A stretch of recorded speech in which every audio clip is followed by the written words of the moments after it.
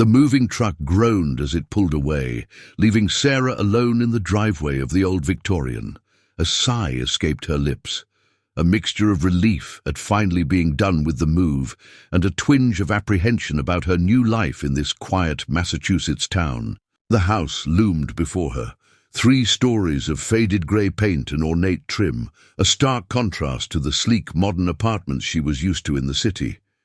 It had been a spur-of-the-moment decision, buying this place, a fresh start after a messy breakup with Mark. She needed space, both physically and mentally, and the secluded charm of this small town seemed like the perfect antidote. Pushing open the heavy oak front door, a musty scent greeted her, the air thick with the smell of old wood and forgotten memories. Sunlight streamed through the dusty windows, illuminating swirling motes of dust dancing in the air. The interior was just as imposing as the exterior, high ceilings, intricate woodwork, and a grand staircase that curved gracefully upwards. Despite the obvious need for some TLC, there was an undeniable charm to the place, a sense of history that whispered from the walls. Yet a subtle unease settled in her stomach, a feeling she quickly dismissed as simply being tired from the long drive. She dragged her first box inside, the sound echoing through the empty house, a lonely prelude to her new beginning. The first few days were a blur of unpacking and arranging furniture. Sarah focused on making the house feel like a home, hanging artwork and placing her belongings around the rooms. But as the sun dipped below the horizon each evening, a subtle shift occurred. The house seemed to hold its breath, the silence amplifying every creak and groan of the old structure. It was during these quiet hours that Sarah began to notice things. Faint whispers, just at the edge of hearing, seemed to emanate from the walls. At first, she attributed them to the wind whistling through cracks in the old window frames, but the air was still. Then there were the objects that seemed to move on their own. A book she'd placed on the bedside table would be found on the floor in the morning. A door she distinctly remembered closing would be slightly ajar. One afternoon, while tending to the overgrown garden, she met Mr. Henderson, her elderly next-door neighbor. He was a kind, weathered man with a twinkle in his eye. They chatted about the weather and the town, and Sarah mentioned how much she was enjoying the house despite its quirks. "Ah, the old Blackwood place," Mr. Henderson said, a thoughtful look crossing his face. "Been in your family long?" Sarah explained she'd just bought it. A brief silence hung in the air before he continued. "Fine house. Though there were some strange happenings there back in the day. Old Thomas Blackwood, the previous owner, passed away there, you know. Sad business."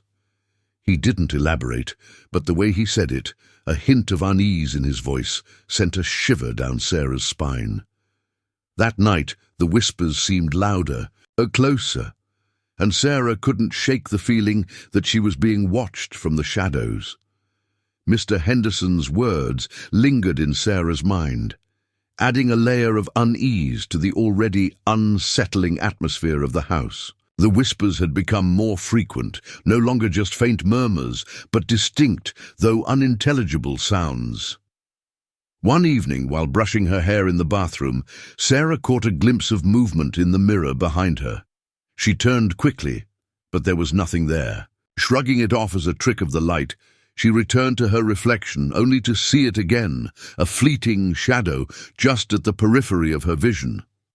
This time, she felt a chill, a coldness that seemed to emanate from the mirror itself.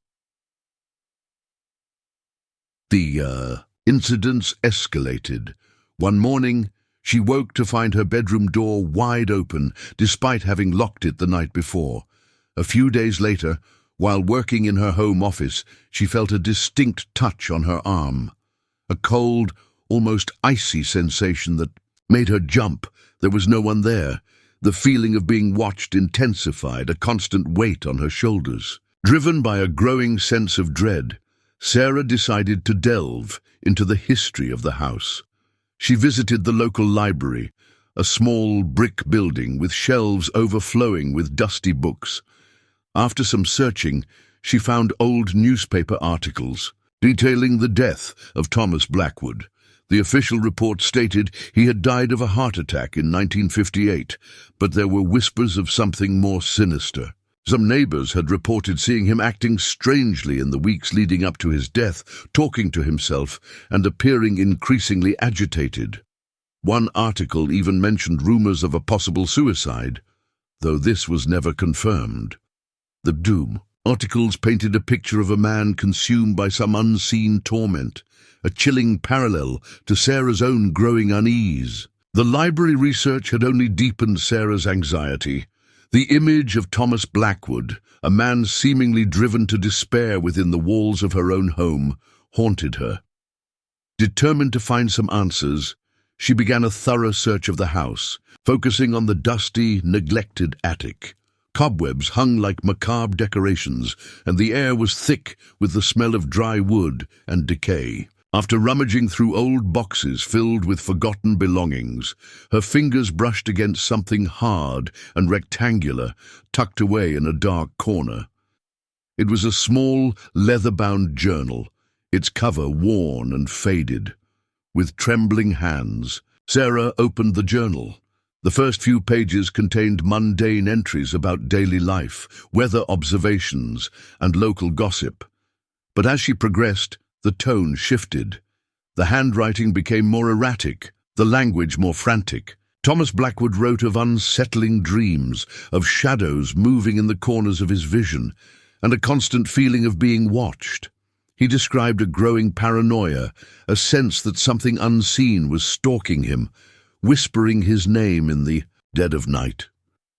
"It's always there," one entry read, scrawled in a shaky hand. "Just beyond my sight, just beyond my hearing, I can feel its presence, a cold breath on the back of my neck." The later entries were even more disturbing, filled with fragmented sentences and desperate pleas for help.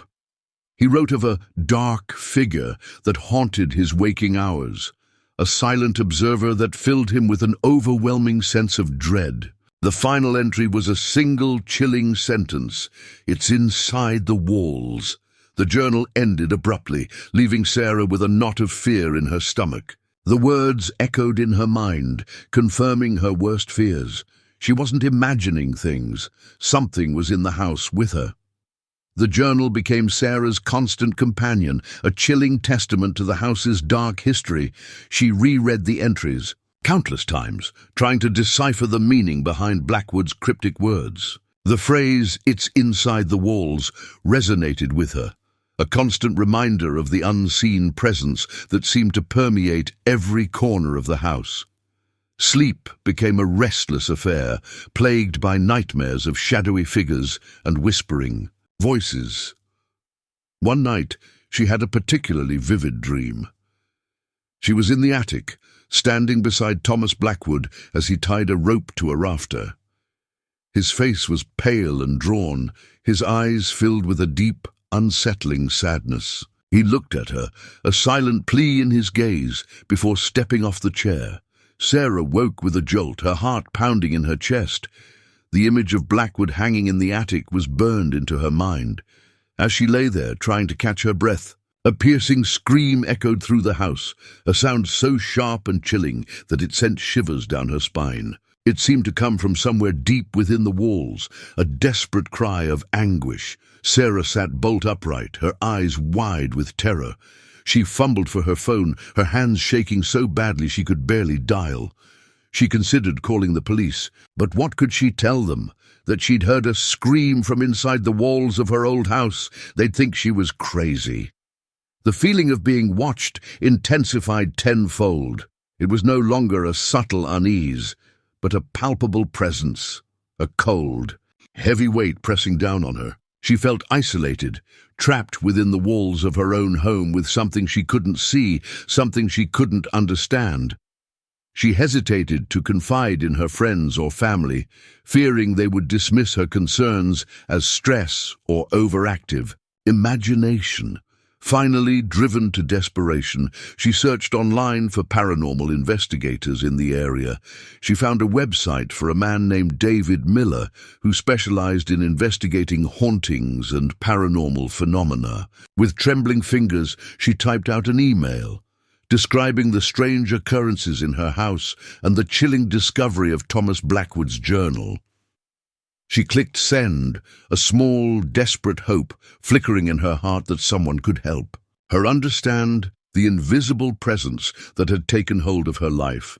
A few days later, David Miller arrived. He was a man in his late 40s with a calm demeanor and a serious expression. He carried a bag filled with various gadgets and instruments, which he laid out on the dining room table.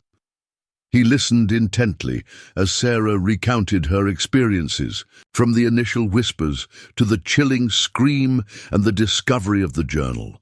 He didn't dismiss her concerns, instead asking thoughtful questions about the specific details of each incident. He explained that he specialized in investigating residual hauntings, where the energy of a traumatic event or a strong emotion is imprinted on a location, causing recurring paranormal phenomena.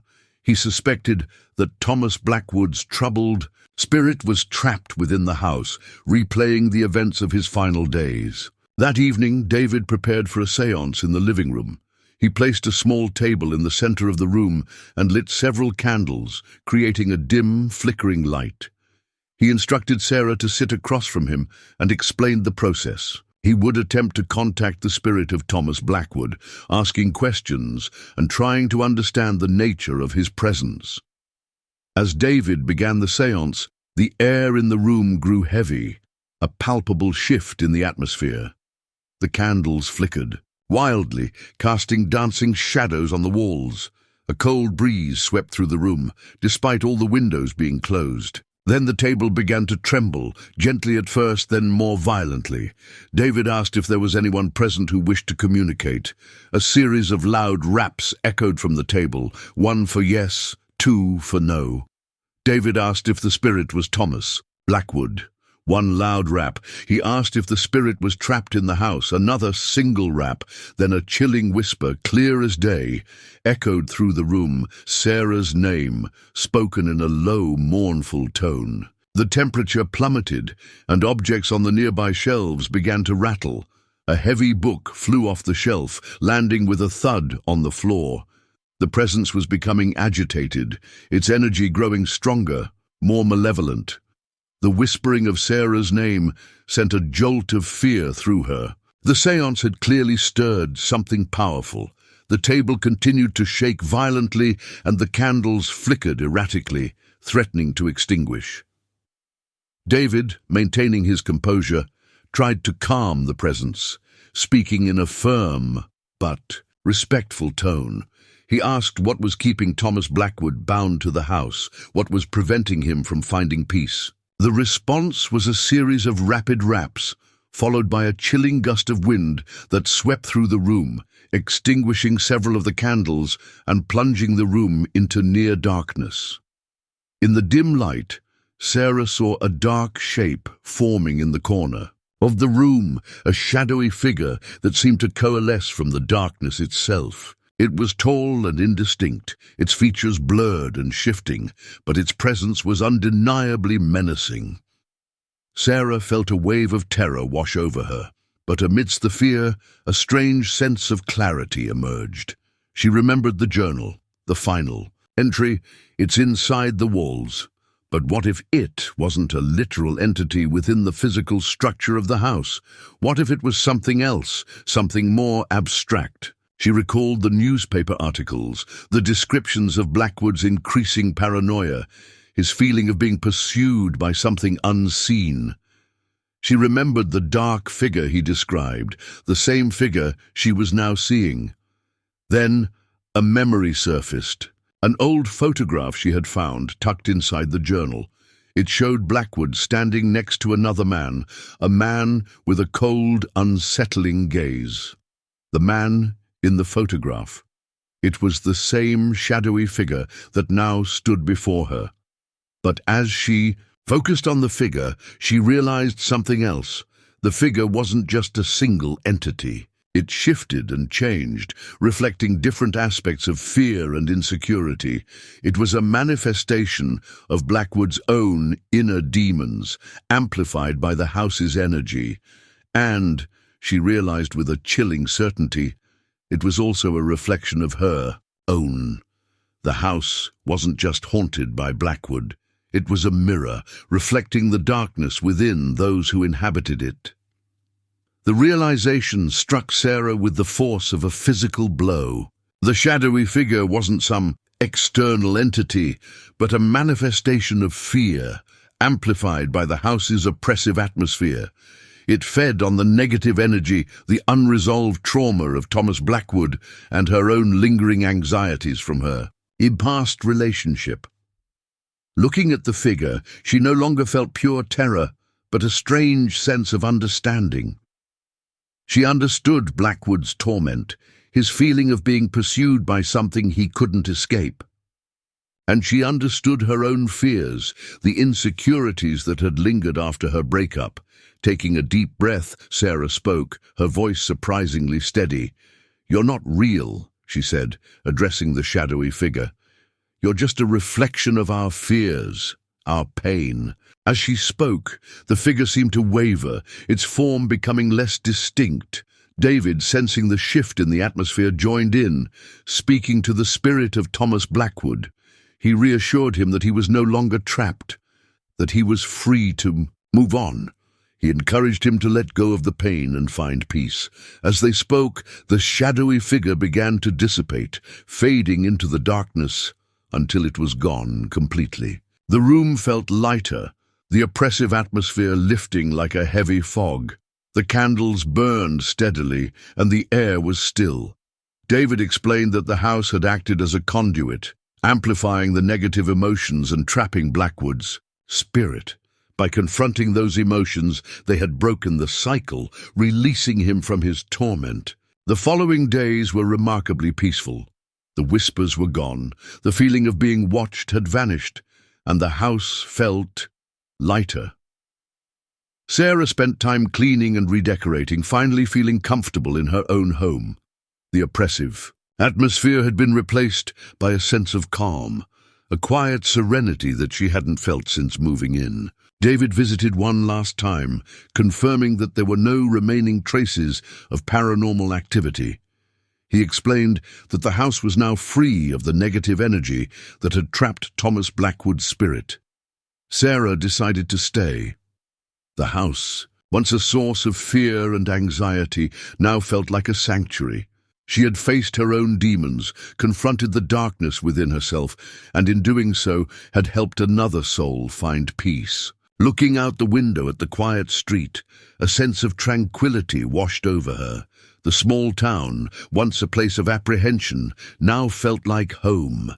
The messy breakup, the reason she had sought refuge here in the first place, no longer held the same weight. She had found something more profound in this old Victorian, something she hadn't expected, a connection to the past, a confrontation with her own fears, and ultimately a new beginning. The sun shone brightly, casting long shadows across the lawn, but this time the shadows held no fear, only the promise of a fresh start.